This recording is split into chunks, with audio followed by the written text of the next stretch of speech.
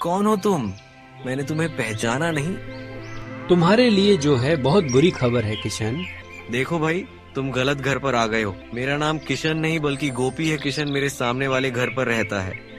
बूढ़ा व्यक्ति चुपचाप वहाँ से चला गया और गोपी के घर का दरवाजा खटखटाने लगा। गोपी ने तुरंत दरवाजा खोल दिया। क्षमा कीजिएगा, मैंने आपको पहचाना नहीं। अरे तुम्हारे लिए बहुत बुरी खबर है किशन। गोपी कुछ कहने ही वाला था कि तभी उसे कल की घटना याद आ गई। गोपी उस बूढ़े से बोला, क्या बुरी खबर है? किशन, कल अचानक तुम्हारे बूढ़े चाचा का जो है निधन हो गया है। उनकी कोई संतान नहीं थी, इसलिए अंतिम संस्कार की प्रक्रिया तुम्हें ही पूरी करनी है। अब से उस सारी संपत्ति के वारिस तुम ही हुए। यह सुनकर गोपी चौंकता हुआ बोला, लेकिन चाचा जी ने सारी संपत्ति मेरे ही नाम क्यों की? वो हमेशा कहते थे कि उनके 2 भतीजे हैं बेटा, इसीलिए उन्होंने अपनी सारी संपत्ति तुम्हारे नाम कर दी। अब जल्दी चलो, उनके अंतिम संस्कार की तैयारी करनी है। बहुत समय पहले की बात है। रत्नगढ़ राज्य के छोटे से गांव में किशन लाल और गोपी लाल नाम के 2 जुड़वा भाई रहा करते थे। वो दोनों किसान थे। गोपी लाल जहां मेहनत में विश्वास करता था, तो वहीं किशन लाल हमेशा सुखी रहने के मुंगेरी लाल के सपने देखता रहता। एक दिन किशन लाल अपने घर पर आराम की नींद सो रहा था कि तभी उसके पड़ोस में रहने वाली जमुना ताई उसे जाकर बोली, अरे यहाँ पर तुम आराम से सो रहे हो, वहाँ तुम्हारा छोटा भाई फसल काट रहा है। तुम्हें फसल नहीं काटने जाना क्या? अरे जमुना ताई, मैंने तो कल ही सारी फसल काट ली। समझ गई।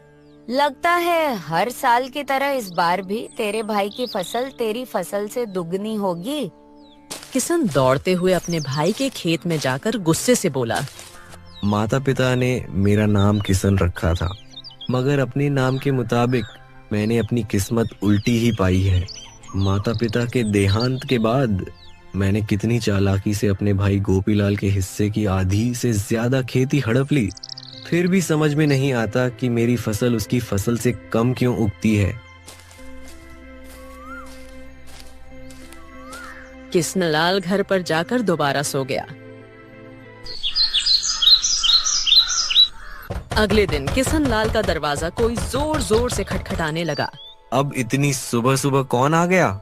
एक तो ये गांव वाले ना ठीक से सोने भी नहीं देते।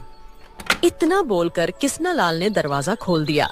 किशनलाल के सामने एक मोटा व्यक्ति 2 दुबले व्यक्तियों के साथ खड़ा था।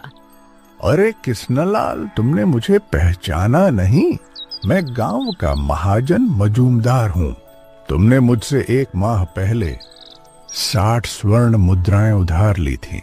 मैं वही वापस लेने आया हूँ। अरे मजूमदार भैया, तुम्हें धोखा हुआ है। मेरा नाम किशनलाल नहीं बल्कि गोपीलाल है। मेरा भाई किशनलाल तो सामने वाले घर पर रहता है। यह सुनकर महाजन बुरी तरह से चौंकता हुआ बोला, माफ करना गोपीलाल, मुझसे गलती हो गई।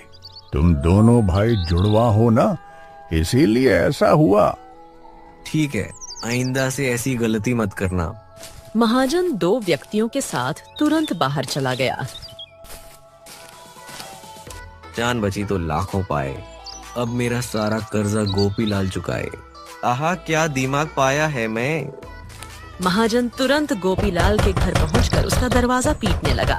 गोपीलाल दरवाजा खोलकर महाजन से बोला, अबे क्या है बे, दरवाजा तो तू ऐसे पीट रहा है जैसे कि तेरा मेरे ऊपर कोई कर्ज निकल रहा हो। 1 माह होने को आया है। आज तो 60 स्वर्ण मुद्राएं वापस लिए बगैर नहीं लौटूंगा, बताए दे रहा हूँ।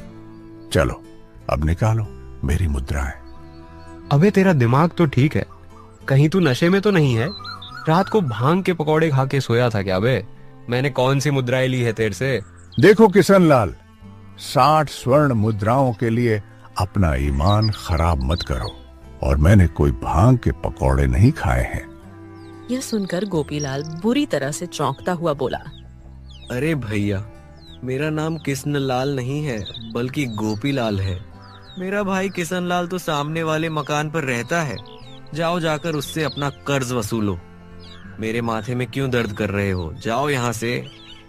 इतना बोलकर गोपीलाल ने दरवाजा बंद कर दिया। महाजन अपना सर खुजाते हुए बोला, मगर मैं जहां से आया हूँ उसने तो बताया है कि वो गोपीलाल है।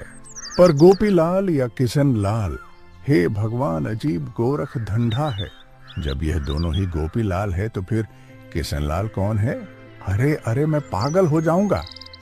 तभी महाजन के दो साथियों में से एक साथी बोला, अरे महाजन जी, मुझे लगता है जहां हम पहले गए थे ना, वही किशनलाल है। लेकिन वो तो अपने आप को गोपीलाल बोल रहा है। मेरे पास एक उपाय है। इतना बोलकर महाजन का दूसरा साथी महाजन के कान में कुछ बताने लगा। महाजन मुस्कुराते हुए बोला, यह तुमने अच्छा उपाय दिया है, कल इसी को अपनाते हैं। अभी चलो यहाँ से, अब देखता हूँ कैसे बचता है यह किशन।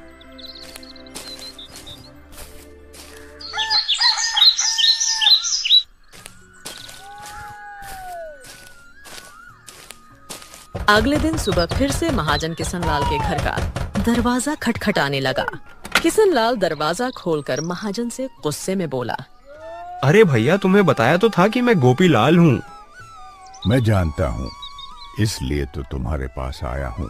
दरअसल कल मुझसे एक बहुत भारी भूल हो गई।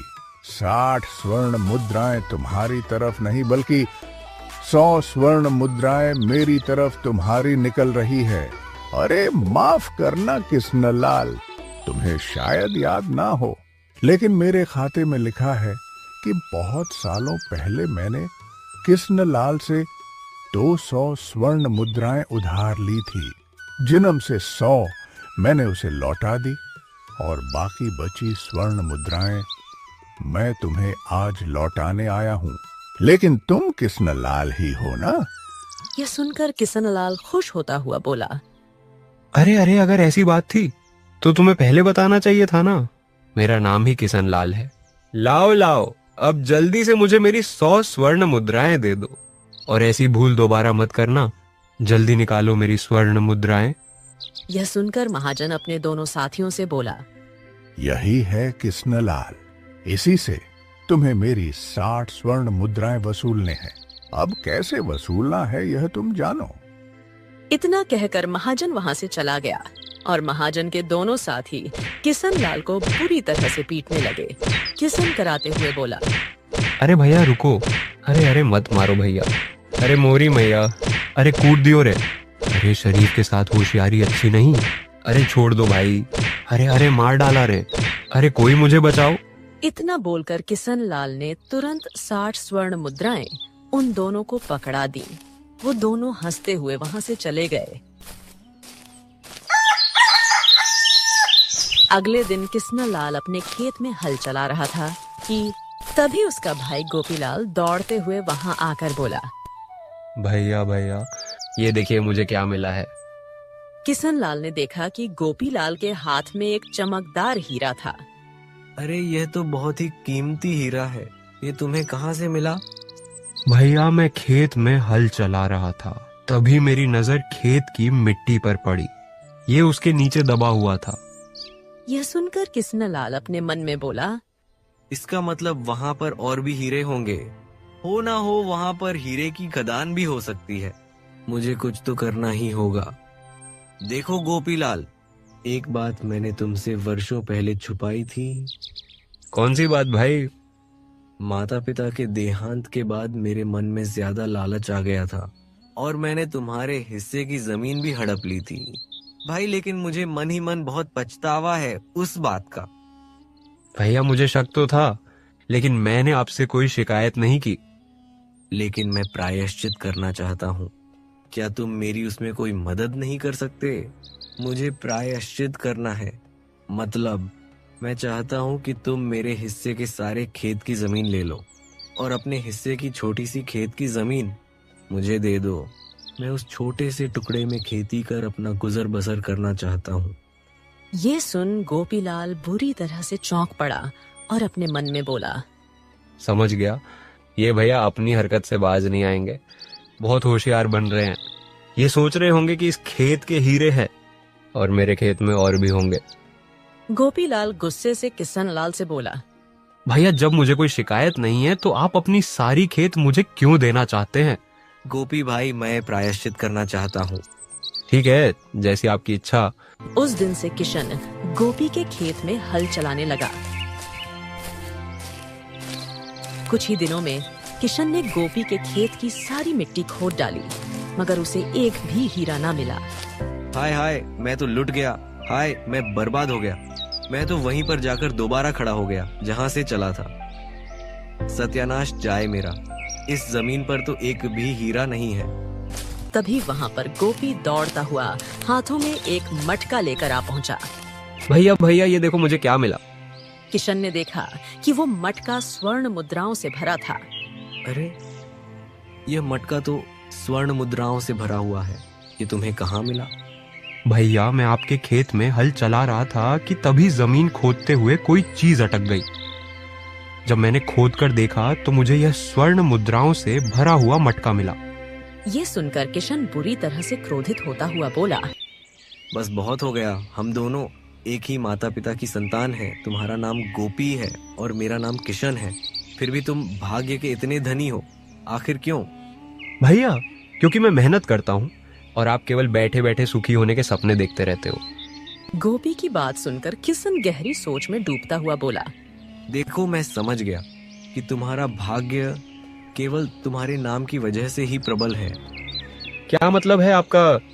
मतलब ये कि आज से मेरा नाम गोपी है और तुम्हारा नाम किशन है। अरे ये क्या पागलपन है भैया, नाम बदलने से भाग्य नहीं बदलता। नहीं, अब चाहे मेरा भाग्य बदले या ना बदले, मैं अपना नाम आज से गोपी रखता हूँ और तुम्हारा नाम किशन रखता हूँ। भैया ऐसा है, मुझे धन का ज्यादा लालच नहीं है। तुम चाहो तो मैं तुम्हें इन स्वर्ण मुद्राओं में से आधी स्वर्ण मुद्राएं देने के लिए तैयार हूँ।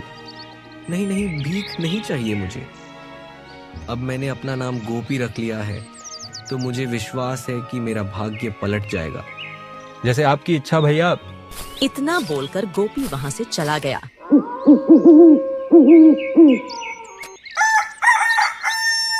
किशन अपने घर पर लेटा हुआ था, तभी उसके घर का कोई दरवाजा खटखटाने लगा। अब तो मैंने अपना नाम भी गोपी रख लिया है, अब कौन आ गया? इतना बोलकर किशन ने घर का दरवाजा खोल दिया। सामने एक बूढ़ा व्यक्ति किशन के सामने खड़ा था। कौन हो तुम? मैंने तुम्हें पहचाना नहीं। तुम्हारे लिए जो है बहुत बुरी खबर है किशन। यह सुन किशन बुरी तरह से चौंक पड़ा और अपने मन में बोला, मैंने तो अपना नाम कल ही बदल दिया है। मैं अब किशन नहीं बल्कि गोपी हूँ। तो फिर मैं यह दुख की खबर क्यों सुनूं? इतना बोलकर किशन उस बूढ़े से बोला, देखो भाई, तुम गलत घर पर आ गए हो। मेरा नाम किशन नहीं बल्कि गोपी है। किशन मेरे सामने वाले घर पर रहता है। बूढ़ा व्यक्ति चुपचाप वहाँ से चला गया और गोपी के घर का दरवाजा खटखटाने लगा। गोपी ने तुरंत दरवाजा खोल दिया। क्षमा कीजिएगा, मैंने आपको पहचाना नहीं। अरे तुम्हारे लिए बहुत बुरी खबर है किशन। गोपी कुछ कहने ही वाला था कि तभी उसे कल की घटना याद आ गई और वो अपने मन में बोला, मेरा नाम तो आज से किशन है। गोपी उस बूढ़े से बोला, क्या बुरी खबर है? किशन, कल अचानक तुम्हारे बूढ़े चाचा का जो है निधन हो गया है। उनकी कोई संतान नहीं थी, इसलिए अंतिम संस्कार की प्रक्रिया तुम्हें ही पूरी करनी है। और तो और तुम्हारे बूढ़े चाचा के नाम बहुत सारी संपत्ति थी। उन्हें अपनी सारी संपत्ति मरने से पहले किशन मतलब कि तुम्हारे नाम कर दी थी। अब से उस सारी संपत्ति के वारिस तुम ही हुए। यह सुनकर गोपी चौंकता हुआ बोला, लेकिन चाचा जी ने सारी संपत्ति किशन मतलब कि मेरे ही नाम क्यों की? वो हमेशा कहते थे कि उनके 2 भतीजे हैं। गोपी तो मेहनती है और उसके खेत में फसल भी अच्छी होती है, मगर उसका जुड़वा भाई जो है यानी कि किशन, वो एक आलसी व्यक्ति है जो ठीक से मेहनत नहीं करता। उन्हें तुम्हारा बहुत बुरा लगता था बेटा, इसीलिए उन्होंने अपनी सारी संपत्ति तुम्हारे नाम कर दी। अब जल्दी चलो, उनके अंतिम संस्कार की तैयारी करनी है। गोपी उस बूढ़े व्यक्ति के साथ वहां से चल दिया। सामने किशन अपने दरवाजे की खिड़की से गोपी को जाते हुए देख रहा था। मूर्ख कहीं का, पता नहीं कौन बूढ़ा व्यक्ति है जो उसके साथ चला जा रहा है। इतना बोलकर किशन फिर से लेट गया कि तभी उसके घर का दरवाजा फिर से कोई खटखटाने लगा। अरे अब कौन आ गया? किशन ने जैसे ही दरवाजा खोला तो सामने एक सैनिक खड़ा था। क्या तुम्हारा ही नाम गोपी है? सैनिक को देखकर किशन चौंकता हुआ अपना असली नाम बताने ही वाला था कि तभी उसे याद आ गया। किशन सैनिक से बोला, हाँ, मेरा ही नाम गोपी है। महारानी ने तुम्हें याद किया है। लेकिन महारानी को मुझसे क्या काम पड़ गया? देखो महाराज विक्रम किसी विशेष कार्य से राज्य के बाहर गए हैं, इसलिए राज्य का सारा कार्य रानी रुक्मिणी ही संभाल रही है। उन्होंने तुम्हें बतौर अतिथि अपने महल में बुलाया है। यह सुनकर किशन खुश होता हुआ बोला, अरे वाह, नाम बदलते ही मेरे तो दिन बदल गए। इसका मतलब मेरा भाग्य पलट गया। किशन तुरंत उस सैनिक के साथ सीधे महल चला गया, जहां पर कुछ किसान और खड़े हुए थे। रानी रुक्मिणी किशन की ओर देखकर बोली, क्या तुम्हारा ही नाम गोपी है? जी महारानी, हाँ, मेरा ही नाम गोपी है। मुझे सूचना मिली है कि तुम्हारे खेत में राज्य की सबसे अच्छी फसल होती है। क्या यह सत्य है? किशन अपने मन में बोला, ये मूर्ख रानी भी मुझे गोपी ही समझ रही है, क्योंकि गोपी के खेत की फसल राज्य में सबसे अच्छी होती है। लगता है यह मुझे उपहार में कोई विशेष इनाम देगी। आपने बिल्कुल सही सुना। किशन ने इतना कहा ही था कि तभी रानी रुक्मिणी क्रोधित होते हुए अपने सैनिकों से बोली, इससे मेरी तरफ से 10 कोड़े मारे जाए। यह सुनकर किशन पूरी तरह से डर गया। ये क्या कह रही है महारानी? बिल्कुल सही कह रही हूँ। तुम्हारी फसल में सबसे अच्छी होती है, मगर तुमने अभी तक लगान नहीं चुकाया। राज्य कोष खाली हो चुका है। तुम्हें 10 वर्षों का लगान चुकाना होगा, और अब तक जो तुमने लगान नहीं चुकाया उसकी सजा बता। तुम्हें 10 कोड़े मारे जाएंगे। रानी रुक्मिणी का आदेश सुनकर सैनिक किशन पर कोड़े बरसाने लगे। किशन दर्द से कराता हुआ अपने से बोला, हाय रे, मेरा उल्टा भाग्य। जब भी पहाड़ खोदता हूँ और हिस्से में चूहिया ही निकलती है। कुछ ही देर में किशन जमीन पर लेटा हुआ था। जाओ जाकर 10 वर्ष के लगान का इंतजाम करो। नहीं तो क्या? नहीं तो लगान ना चुकाने पर तुम्हें राज्य में सबके सामने फांसी पर लटका दिया जाएगा। यह सुनकर बेचारा किशन रोता हुआ अपने घर पर आ गया कि तभी अचानक उसका भाई वहां पर आ गया और उसे सारी घटना बताते हुए बोला, भैया, चाचा जी ने सारी संपत्ति आपके नाम कर दी थी, परंतु आपने तो अपना नाम ही बदल दिया, और आपके चेहरे पर यह दर्द कैसा? यह सुनकर किशन फूट फूट कर रोने लगा। किशन रोते हुए सारी घटना बताने लगा। मेरा तो भाग्य ही उल्टा है छोटे। अब मुझे तेरी बात समझ आ गई है कि नाम बदलने से भाग्य नहीं बदलता। भैया चिंता मत करो, 10 वर्षों का लगान मैं चुका दूंगा।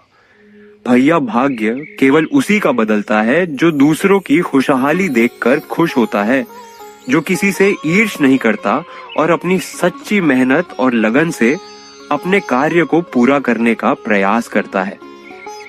चाचा जी ने सारी संपत्ति आपके नाम की है, इसीलिए उसके मालिक आप ही हुए।